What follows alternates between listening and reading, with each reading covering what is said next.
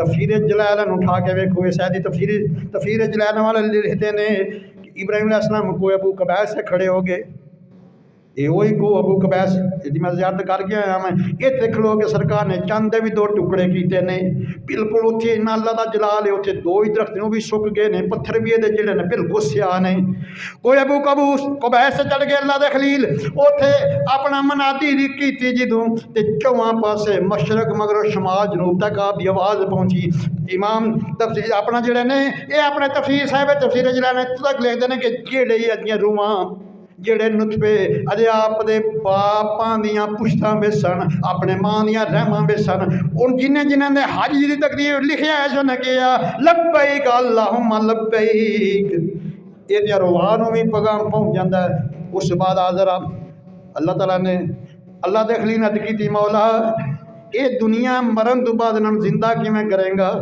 یاد رکھیا دی انبیاء دا پھر جڑا انسانیت واسطے تعلیم ہوندی ہے۔ اللہ تعالیٰ فرمایا سورہ البقر پڑھ کے ویلو تفسیر بزاوی پڑھن لگا، میں ابراہیم چار پرندیاں نو اپنا جڑا وے انہاں نو کھلا پلا ہلا لے، اپنا المنوس کر لے، ایک مرغ ایک کبوتر ایک مور ایک کوا، کسی نے کوا بھی ہے کسی گدھ لکھی ہے، انہاں نو چنگی طرح کھواندا پیاندا جتے نہ ہل جان منحوس ہو جان، پھر انہاں نو ذبح کر کے انہاں دے کیمے نو مکس کر دی چمن نو تے لہدا پاڑا سٹ دتی تے پھر انہاں نو آواز دیں ثم ادعوہن یاتینک سعیا۔ اور نجدیہ ظالمان دا قرآن پہ کہندا مردہ پرندے نو آواز دیو تاں وی شرک نہیں ہوندا، تو نبیاں نو آواز دین شرک کہنا ہے، اولیاء نو آواز دین تے شرک کہنا ہے۔ اللہ دا قرآن پہ کہندا ثم ادعوہن، پھر انہاں نو پکارو اللہ دے خلیل، پھر انہاں نو پکاریا جے یاتینک سعیا، اڑ کے بھی نہیں دوڑ دے تواڈے کول آ جان گے۔ اللہ دے خلیل نے اس طرح کیتا، چار پرندیاں نو پالیا کھلایا پلایا ہلایا منوس کیتا انہاں نو اپنے نال، اس بعد ذبح کر کے انہاں دے اپنا کیمے نو اپنا مکس اپ کیتا، مختلف پاڑا سٹے تے انہاں نو آوازاں دتیاں یاتینک سعیا، دوڑ دے پہلو اللہ نو زندہ کیتا، دوڑ دے آپ دی بارگاہ وچ آ گئے۔ نعرہ تکبیر، نعرہ رسالت، نعرہ حیدری، تاجدارِ ختم نبوت، زندہ باد تاجدارِ ختم نبوت، زندہ باد۔ نعرہ غوثیہ۔ اللہ تعالیٰ کی مدد جو ہے یہ دو طریقوں سے آتی ہے، میں ذرا مزید کلیریفائی کرتا ہوں۔ ایک ہوتی ہے بالواسطہ ڈائریکٹ، ایک ہوتی ہے انڈائریکٹ۔ جب ڈائریکٹ مدد آتی ہے نا بالواسطہ براہ راست جب آتی ہے تو اس وقت بنصر ہی کا صیغہ آتا ہے قرآن مقدس میں، اور جب بالواسطہ آتی ہے یعنی وسیلے سے آتی ہے تو اس وقت بالمومنین کا صیغہ آتا ہے قرآن مقدس میں۔ اور آئیے ذرا میں حدیث شریف پڑھنے لگا ہوں، حسن حسین صفحہ 202 ہے، اور ملا علی قاری اس کو لکھنے کے بعد دیتے ہیں ھذا حدیث حسن، یہ حدیث حسن ہے، قابل عمل ہے۔ سرکار نے فرمایا اپنی امت کو اگر کہیں بیابان سنسان جنگل میں آ جاؤ پریشانی ہو جائے نا، پریشان ہو جاؤ، تو آپ نے بلند آواز سے 3 دفعہ فرمانا یا عباد اللہ آئینونی، اے اللہ کے بندے میری مدد کو پہنچو۔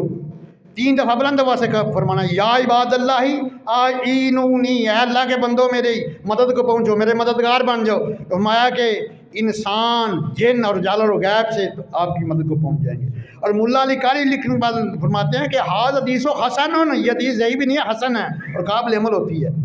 آئیے امام طبرانی نے ایک بڑی کمال کی حدیث لکھی ہے المعجم میں، اور فرماتے ہیں کہ نبی علیہ السلام نے ارشاد فرمایا کہ جب کبھی کسی جنگل بیابان میں ہو جو پریشانی آ جائے تو تم نے کہنا یا عباد اللہ اغیثونی، اے اللہ کے بندوں میرے غوث بن جاؤ، میرے فریاد رس بن جاؤ۔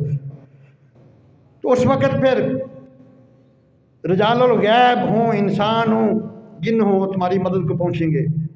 آئیے ذرا طبقات ابن سعد پڑھتے ہیں، یہ 2 صحابہ کا واقعہ ہے۔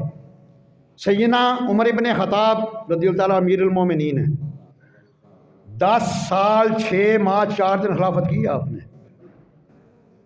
اور یہ وہ عظیم ہستی ہے جن کے بارے میں صحیح بخاری میں سرکار نے فرمایا کہ اگر شیطان آ رہا اور میرا عمر آئے نا تو شیطان وہ راستہ بدل جاتا ہے، دوڑ جاتا ہے۔ اتنے جلال والے صحابی ہیں، اور میرا یہ عمل ہے اگر کسی کے بچی یا بچی کو رات کو ڈر آتا ہے سونے کے وقت 3 دفعہ والا درود شریف پڑھ کے 1 دفعہ آیت الکرسی پڑھ کے اس کے دل کو عمر لکھ دو، عین اور میم میں پورا دل اور ریت، انشاءاللہ کبھی ڈر نہیں آئے گا۔ میں نے خود ہی یہ عمل استعمال کیا ہے۔ فاروق اعظم کا نام اتنی جلالت والا ہے، یہ شیاطین بھاگ جاتے ہیں۔ تو آپ امیر المومنین ہیں، مدینہ تو منورہ میں قید پڑ گیا، آپ نے عمر بن عاص جو فاتحہ مصر ہیں، اس کے بعد وہ مصر کے گورنر نے ان کو لگا دیا، ان کو خط لکھا، یہ طبقات ابن سعد میں یہ پورا خط موجود ہے۔ فرمایا کہ ہمارے مدینہ المنورہ میں قحط سالی ہو گئی ہے، اور آپ کے پاس اور آپ کے ساتھ ان کے پاس غلہ بہت زیادہ ہے۔ اور سیدنا فاروق اعظم نے 3 دفعہ لکھا، یا غوثا یا غوثا یا غوثا، اے میرے فریاد سننے والے، اے میرے فریاد سننے والے، اے میرے فریاد سننے والے۔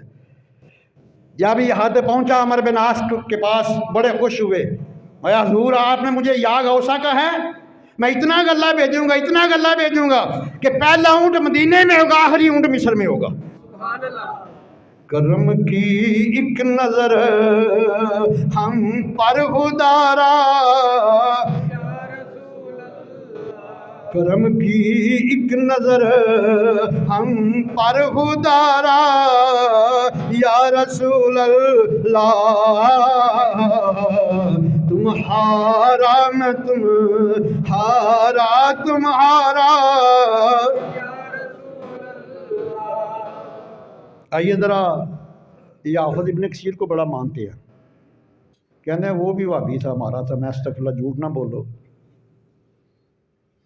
اس کی ایک بات بھی آپ کو ہضم نہیں ہونی، تمہارا مسئلہ کی ختم ہو جانا ہے۔ علامہ حافظ ابن کثیر رحمۃ اللہ تعالیٰ علیہ کی شعرا افاق کتاب ہے البدایہ والنہایہ، اس کی 6ٹھی جلد ہے، صفحہ 324 ہے۔ جب جنگ یمامہ ہوئی ہے، پتہ ہے اس میں 700 حافظ قرآن صحابہ شہید ہوئے، 1200 صحابہ شہید ہوئے اس جنگ میں۔ یہ نموس رسالت کی عظمت کے لیے پہلی جنگ تھی۔ سیدنا صدیق اکبر امیر المومنین ہے، سیدنا خالد بن ولید کو سپہ سالار بنا کے بھیجا۔ باقی جتنی بھی جنگیں ہوئی ہیں تقریباً ظاہری سرکار کی یاد میں تقریباً 35-36 کے لگ بھگ، تو صرف 259 صحابہ شہید ہوئے ہیں،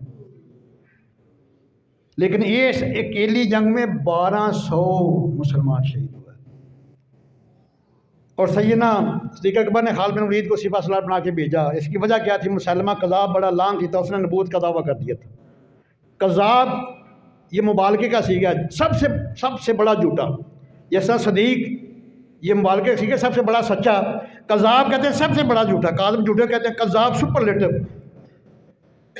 سب سے بڑا جو جھوٹا اس کو کذاب کہتے ہیں۔ اس کا نام مسلمہ کذاب تھا، اس نے نبوت کا دعویٰ کر دیا۔ تو اس کو نیز سے نبوت کرنے کے لیے سیدنا صدیق اکبر نے جب فوج بھیجی نا، تو سپہ سالار سیدنا خالد بن ولید کو بنایا۔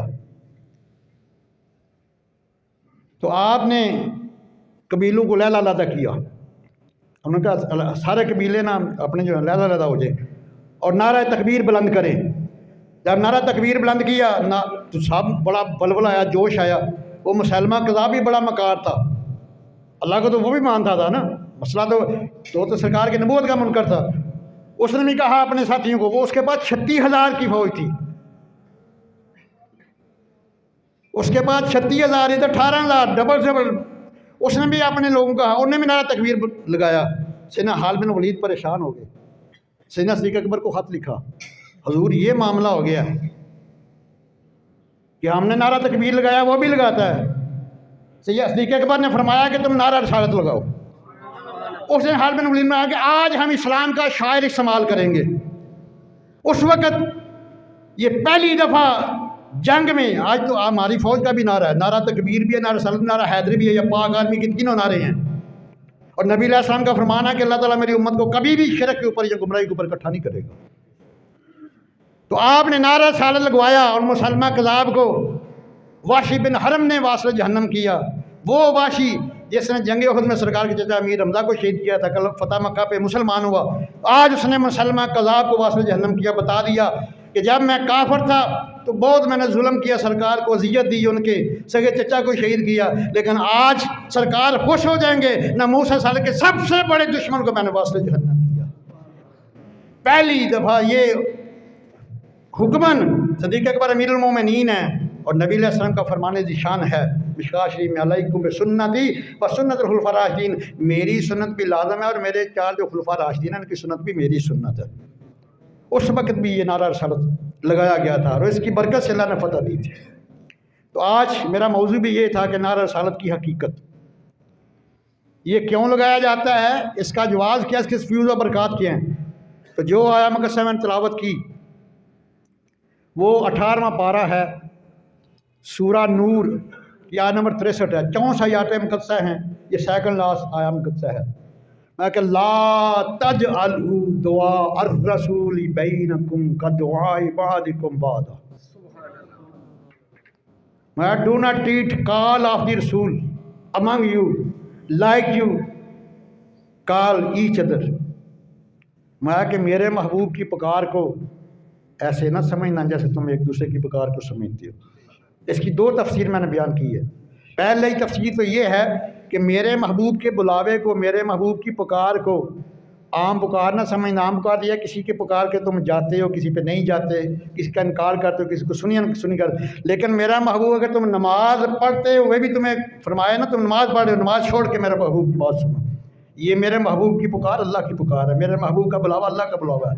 اور دوسرا صحابی شریف کی 3 صفحہ 149 ہے، امام صحابی رحمہ اللہ علیہ اس کی تفسیر میں لکھتے ہیں کہ کبھی بھی اللہ کے محبوب کو کسی رشتے کے نام سے نہ پکارنا، کسی پیشے کے نام سے نہ پکارنا اور نام لے کے نہ پکارنا۔ پورا کا پورا قرآن مقدس گواہ ہے، یہ 6666 آیات مقدسہ ہیں۔ اللہ سبحانہ نے بڑے تقریباً 25 سے زیادہ انبیاء کے نام لیے ہیں اور انہوں نے نام لے لے کے بلایا، فرمایا یا آدم، یا نوح، یا ابراہیم، یا موسیٰ، یا عیسیٰ، ان کو نام لے لے کے بلایا ہے، لیکن کوئی مائی کا لال ایک موقع نہیں دکھا سکتا کہ اللہ نے یا محمد کہہ کے بلایا، نہیں۔ جب اپنے محبوب کو بلایا فرمایا یا ایھا النبی یا ایھا الرسول یاسین یا ایھا المزمل یا ایھا المدثر والفجر واللیل والضحیٰ واللیل اذا سجا۔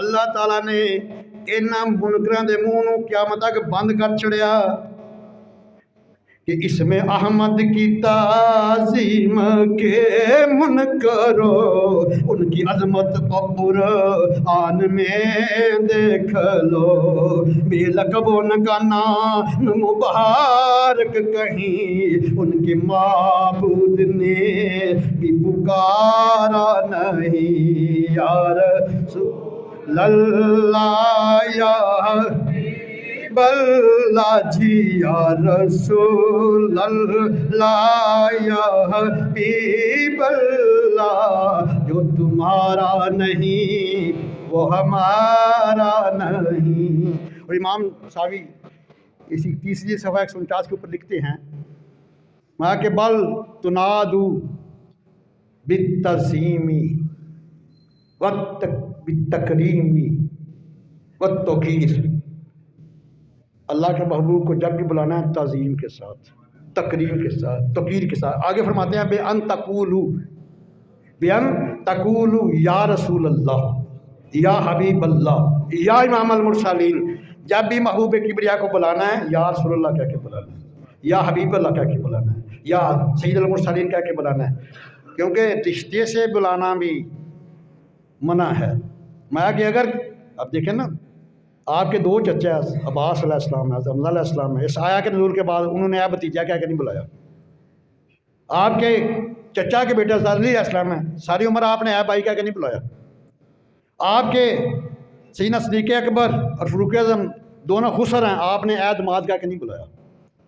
آپ کے دماد سیدنا عثمان غنی ہیں، آپ نے اے خسر کہہ کے نہیں بلایا، اس لیے امام صاحب لکھتے ہیں آگے کہ اگر کسی نے ان کو رشتے کے نام سے بلایا یا ان کو پیشے کے نام سے بلایا، آج کس کہتے ہیں اے لوہار، اے ترہان، اے تاجر کہہ کے بلاتے ہیں، لیکن سرکار تاجر تھے، اے تاجر کہہ کے بھی نہیں کو بلا سکتا۔ فرمایا کہ اگر کسی نے بلایا فَهُوَ كَافِرٌ مَلْعُونٌ فِي الدُّنْيَا وَالْآخِرَةِ، وہ کافر اور لعنتی ہے دنیا میں بھی آخرت میں۔